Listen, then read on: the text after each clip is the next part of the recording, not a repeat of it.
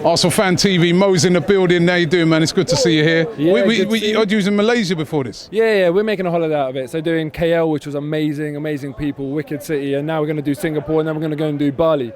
So the relaxing bit at the end. Nice. Yeah, that'd be nice, man. Where you get all this money from, man? That's what people always say to me. Where you get all this? Difference is, Robbie, difference is I haven't been pictured in a roller, all right? That Rolls Royce. Get that roller off your head. I told you already, it's not mine. I feel sorry for the PSG owner because he's going to be the second richest man in the building. He's not going to be used to that sort of stuff. You. Listen, remind me, where are you staying? Huh? Where are you staying? Shangri-La. Oh, that sounds nice, man. Where are you staying? You're going there, aren't you? Nah, Airbnb-ing it, man. Keeping it real. And then where are you going after that? I don't know. I'll have to figure that out. That's Shangri-La, so shut up, right? Now, listen, what did you make of it? I mean, it's always going to be a tough workout against Atletico, even though they ain't got the main guys out there. Yeah. They still made it really difficult for Arsenal. Look, as Leicester proved when they won the league, you don't need necessarily world-class personnel to have a really good rigid system, and that's in the DNA of Atletico Madrid. They're going to be organised, well-drilled, well-disciplined, regardless who's playing. They can put the youth team out there; they'll manage to get that two banks of four set up really well and do a good defensive job. So we always knew it was going to be difficult because that's their bread and butter.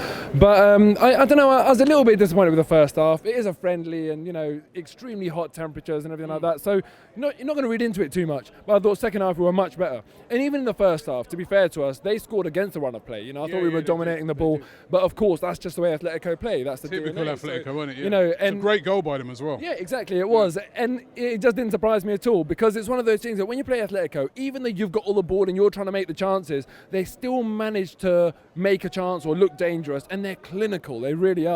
And we know that because of Europa League fixture against them. But second half was much better.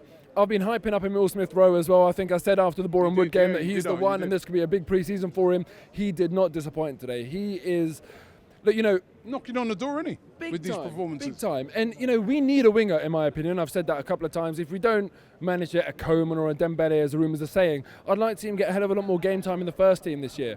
But I don't want it to be a case of, even though I rate him highly, I don't want it to be a case of putting too much pressure on him. Like when Iwobi came in the team, he set the ground on fire when he first came into the team, and then you can't expect that of a brand new first teamer to deliver that consistency week in, week out.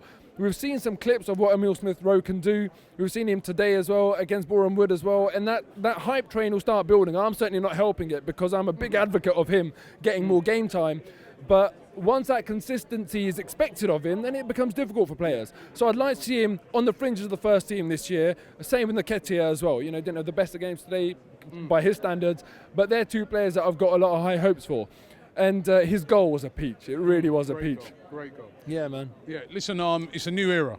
And I was saying to one of the guys earlier, it was weird for me. I kept thinking that Wenger was going to pop out somewhere when I was looking on the touchline. To not see him there was weird, but Unai Emery, a different type of guy out there on the touchline, isn't he? Yeah, man, of course. He seemed to me, because I was behind the goal, but we're looking at him, he always seemed up and, shouting, communicating and all that sort of stuff.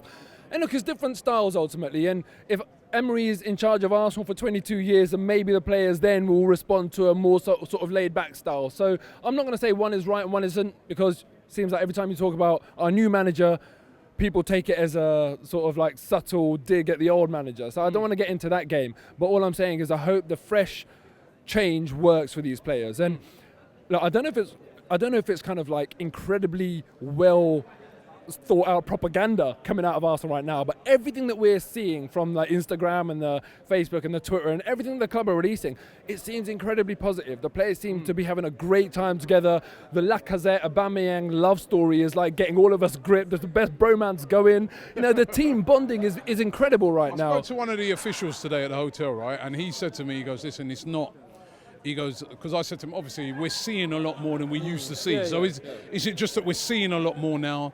Why we're thinking, wow, they're training harder. And he said, no, actually, they are really buying into what they're... Yeah. He goes, it's new. He goes, everything's new. He goes, it's not just the fact that Arsene Wenger's left. He goes, everything's new. Yeah. All the staff are new. So it's a whole new experience for everybody right now. Yeah, and the thing is, you've got to respond to it. When in any workplace, when someone new comes along, especially if they're senior and they're calling the shots and your future at that company or organisation depends on them, you've got to re-impress. Yeah. So the players are doing that now, and I'm glad they're buying into it. I'm being overly cynical. I don't think it is propaganda on Arsenal's part. I'm going to take it at face value because that's what supporters do. I don't want to criticise unnecessarily. So I believe what I'm seeing and it looks really good. But the reality is it still has to be applied. You can do all these shooting drills and that sort of stuff, but it still has to be applied. And we're on a big crest of a wave right now. We're also positive because of what we're seeing from the club. The fact of the matter is these pre-season friendlies don't matter. This is just to give stick to your rivals and, enjoy a few nice goals or whatever.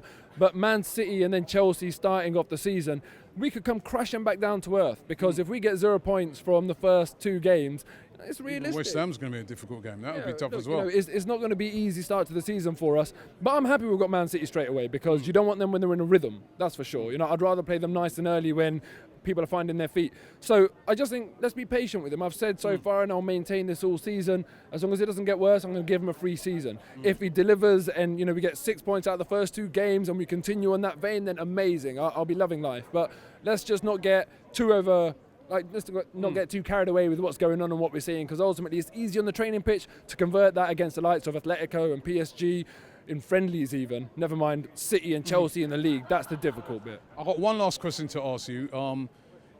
Gazidis, linked with a move away to AC Milan. What have you made of this all? I mean, do you think he'll stay? Do you think he might go to AC? And if he went, would you? I mean, we've all criticised him a lot in the past, but he seems to be doing some good things at the moment. And look, I honestly, I don't think people analyse his tenure at the club deeply enough. But I think it's been a very, very mixed one. I was very critical of him at first, and when I met him, I said to him, "Look, I fess up, and you seem to be doing a great job now, and he's doing a much better job." But there are still glaring errors, and there still have been glaring errors of his time as Arsenal CEO. The 40 million plus a pound issue is one that I'll never forget, because I've got no issue with that bid. If you're gonna break a release clause, by all means do it, but you've got to have a plan. What if they turn around and refuse to sell? What is your plan? The way we reacted to that, it's as if we never thought that it was possible, and to me that was amateur. I've got no problems with the bid, as I say, because a lot of fans say, "Oh, it's disrespectful." It might have been. We could have done it a different way. It seemed like we were taking the piss a little bit with that plus a pound. Make it 40.2 million or something, just to disguise it a little bit.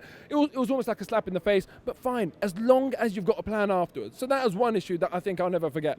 The second one is flipping contracts. Do we have a policy in our club or not in terms of when a player is X months away from their contract, that's it. You decide or you're sold. And we've got Aaron Ramsey in the current market. How much would you say he's worth? And he's going. Have we not learned from Sanchez? No, we don't know if he's going yet. No, but the fact of the matter is we're running that clock down again. Yeah. Why hasn't he signed? If I was CEO of the club... one's still to be sorted. Listen, if I was CEO of the club, no player would even see anywhere near 12 months to go on their contract without having committed their future. It would simply be a case of you either sign or I'm shipping you out to the best offer.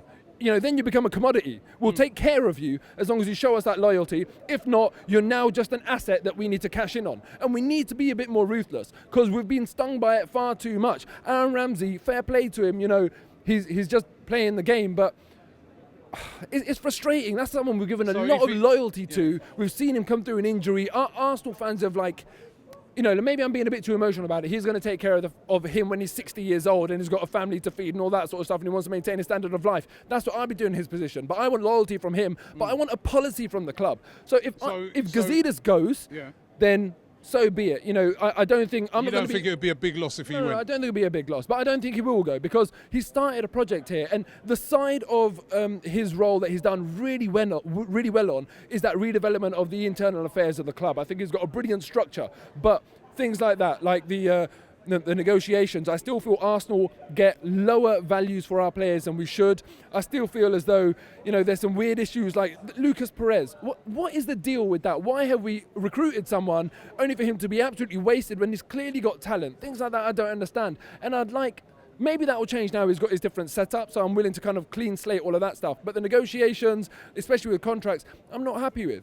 So, yeah, I think there's a lot to be seen with him. And also commercial revenue and just more innovation in the way we do things. Like, for example, that Barcelona had Intel Inside sponsoring the insides of their T-shirts. Why were we not up to speed on getting sleeve sponsors? All of that sort of stuff. I want to be leading the way on that sort of stuff. I don't see enough innovation coming out of that CEO's office. So I give him a lot of credit for a lot of what he's done, but I still feel like there's more improvement to make. If we lose Ivan, as a CEO, thank you very much for all that you've done. But I don't think there's not a better CEO.